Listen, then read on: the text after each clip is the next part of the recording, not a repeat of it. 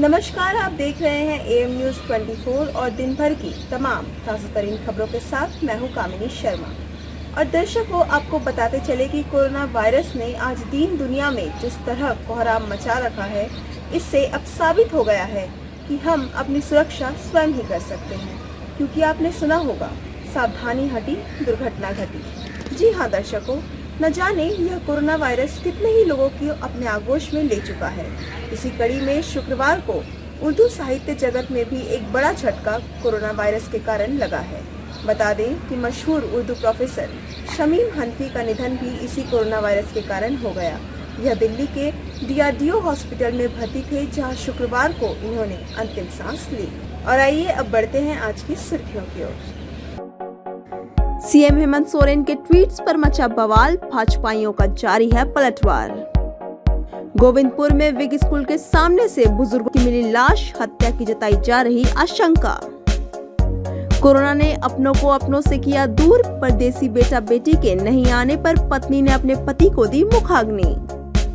जहां एक तरफ कोरोना ने भूचाल ला रखा है, तो वहीं दूसरी तरफ राजनीतिक गलियारे में भी झारखंड के मुख्यमंत्री हेमंत सोरेन के ट्वीट्स ने भूचाल मचा रखा है, जिसके विरोध में बीजेपी के राजनेता उनके ट्वीट पर तंज कसते नजर आ रहे हैं। इसी कड़ी में पूर्व मुख्यमंत्री रघुवर दास ने उन्हें अनुभवहीन मुख्यमंत्री कह डाला। बताते चले कि कोरोना को लेकर बिगड़ते हालात के मद्देनजर पीएम मोदी 5 राज्यों के मुख्यमंत्रियों से फोन पर बातचीत की। झारखंड के मुख्यमंत्री ने इसको लेकर ट्वीट कर दिया कि मुख्यमंत्री ने फोन पर सिर्फ मन की बात कही, बेहतर होता कि वह काम की बात करते और काम की बात सुनते। और हेमंत सोरेन के इस ट्वीट ने राजनीतिक गलियारे में हलचल मचाकर रख दी है। राज्य के माननीय मुख्यमंत्री हेमंत सोरेन जी का एक ट्वीट देखकर काफी दुख पहुंचा। देश के हमारे आदरणीय प्रधानमंत्री मोदी जी झारखंड सहित देश के अन्य राज्यों के मुख्यमंत्रियों से राज्य की स्थिति की जानकारी ली और उन्हें सहयोग देने का आश्वासन भी दिया। लेकिन झारखंड के मुख्यमंत्री ने जिस जिम्मेदार पद पर बैठते हुए जिस तरह गैर जिम्मेदारी का उन्होंने ट्वीट के माध्यम से दिखाया, वो निश्चित रूप से बहुत ही निंदनीय है।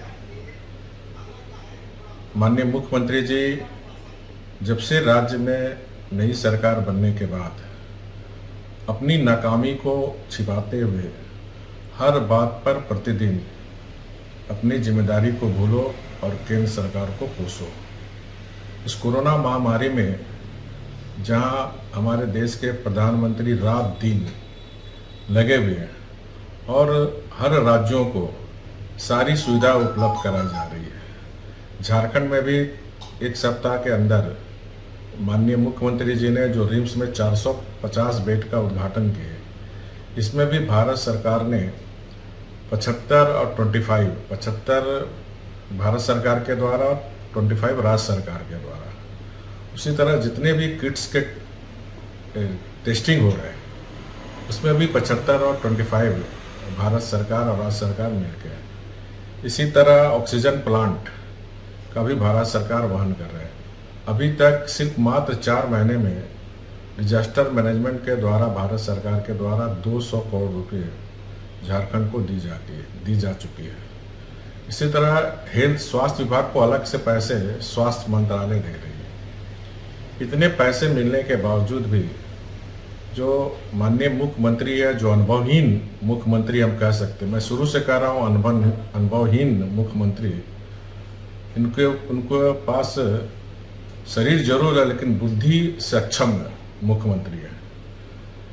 वेंटिलेटर भी भारत सरकार ने भेजी, वेंटिलेटर का आज तक पैकेज नहीं खुला और ये नाकाबिलियत इतनी इसके अंदर है कि अब उस वेंटिलेटर को भी भाड़े में चलाने की योजना बना रही है। तो ऐसी सरकार झारखंड में, जिसके नाकाबिलियत के कारण प्रतिदिन यहाँ झारखंड में संक्रमण की संख्या बढ़ रही है। हर दिन 7,000 6,000 बढ़ रही है और 130 140 झारखंड वासियों की मृत्यु हो रही है। रांची रेल मंडल के अंतर्गत चांडिल मुरी रेलखंड के तिरुल्डी रेलवे स्टेशन परिसर के रेलवे केबिन के समीप सब्जी बाजार और आसपास के क्षेत्रों में आरपीएफ के अधिकारियों और जवानों ने आज सुबह मास्क पहनने को लेकर दक्षिण पूर्व रेलवे के सुरक्षायुक्त डीबी कसर के निर्देशानुसार चांडिल आरपीएफ इंस्पेक्टर कुमार राजीव के नेतृत्व में कैंपिंग फॉर रिजर्व जीवन को चलने दे कार्यक्रम के तहत यात्रियों और आम लोगों के बीच जागरूकता अभियान चलाया। इस कार्यक्रम में यात्रियों और आम लोगों को कोरोना के संक्रमण से बचने के लिए एहतियाती कदम और बचाव के तरीके बताए गए। आरपीएफ जवानों ने बगैर मास्क के स्टेशन आने वाले यात्रियों और आम लोगों के बीच मास्क का वितरण किया तथा आरपीएफ जवानों के द्वारा लोगों के हाथों को सैनिटाइज भी किया और लोगों के बीच हैंडबिल का भी वितरण किया। वैसे आपको बता दें कि कोरोना महामारी के बढ़ते प्रकोप को लेकर रेलवे पूरी तरह अलर्ट है। रेल यात्रियों को कोरोना संक्रमण से बचाने के लिए यह पहल शुरू की गई है। चांडिल आरपीएफ इंस्पेक्टर कुमार राजीव ने कहा कि यह अभियान आगे भी चलता रहेगा।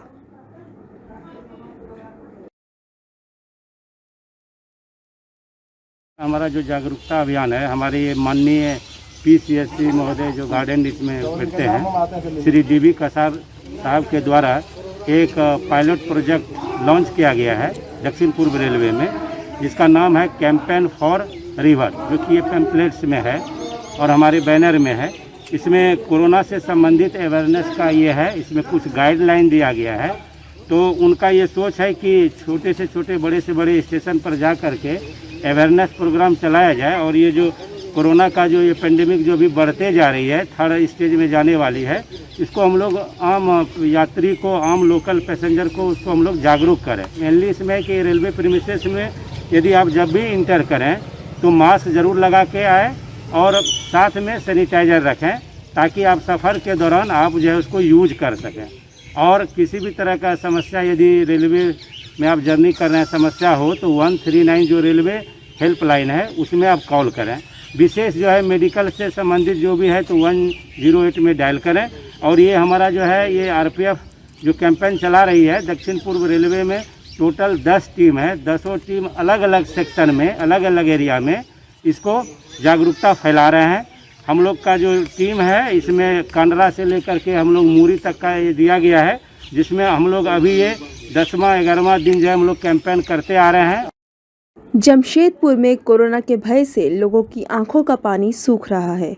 संक्रमित की मौत के बाद उनके आस पड़ोस के लोग सूद लेना तक छोड़ दे रहे हैं।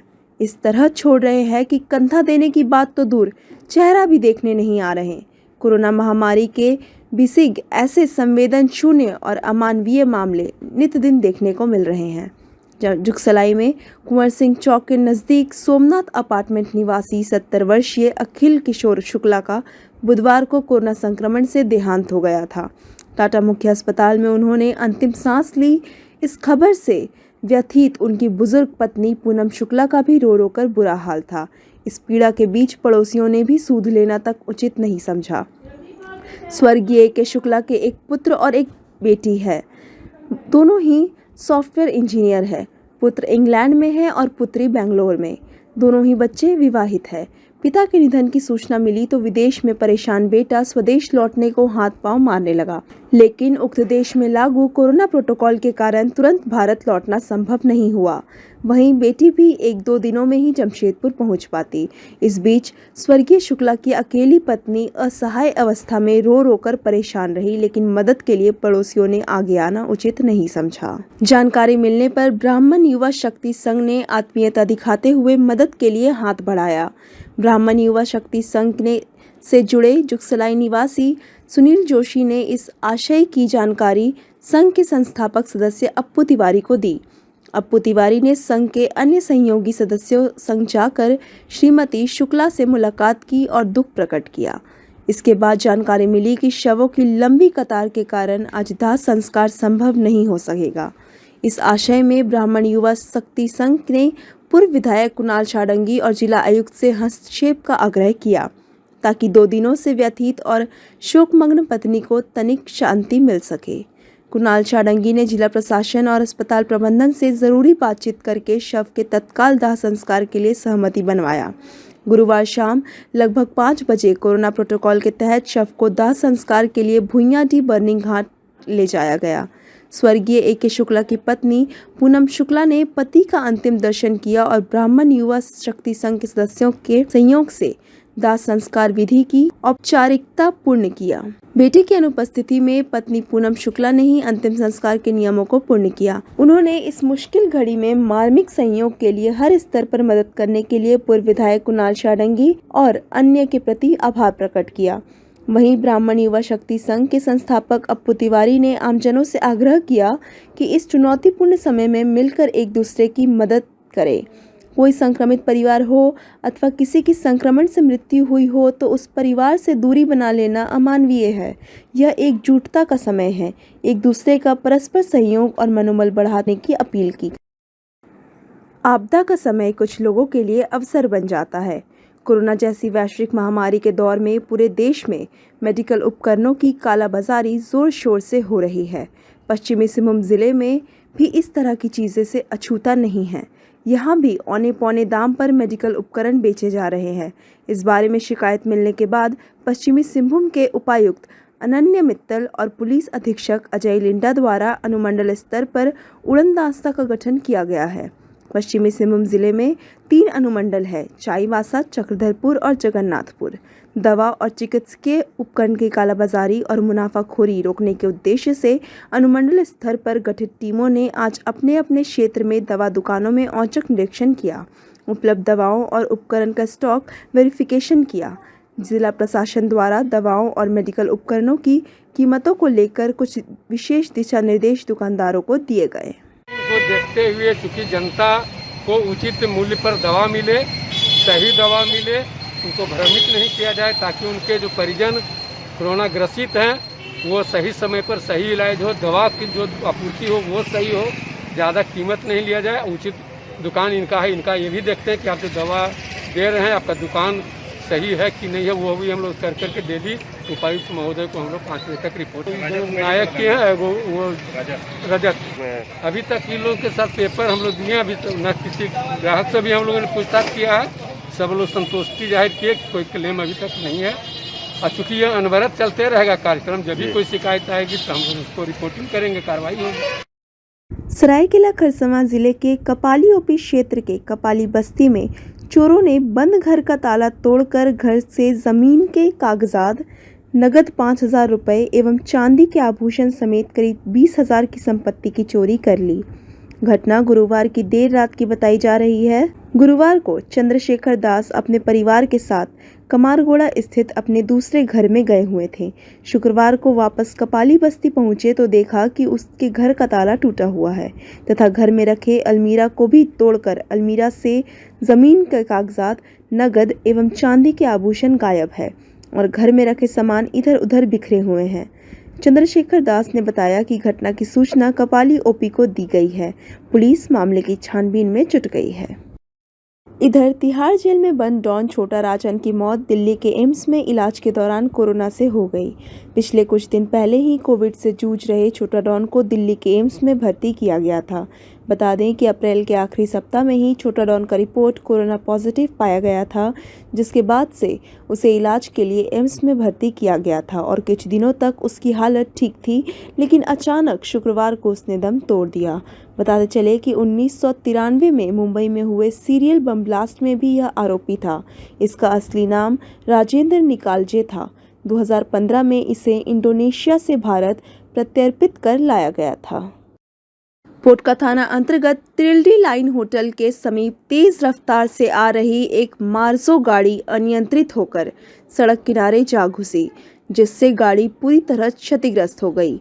वहीं सड़क किनारे लगे कई पथ विभाग के सूचना बोर्ड भी टूट गए।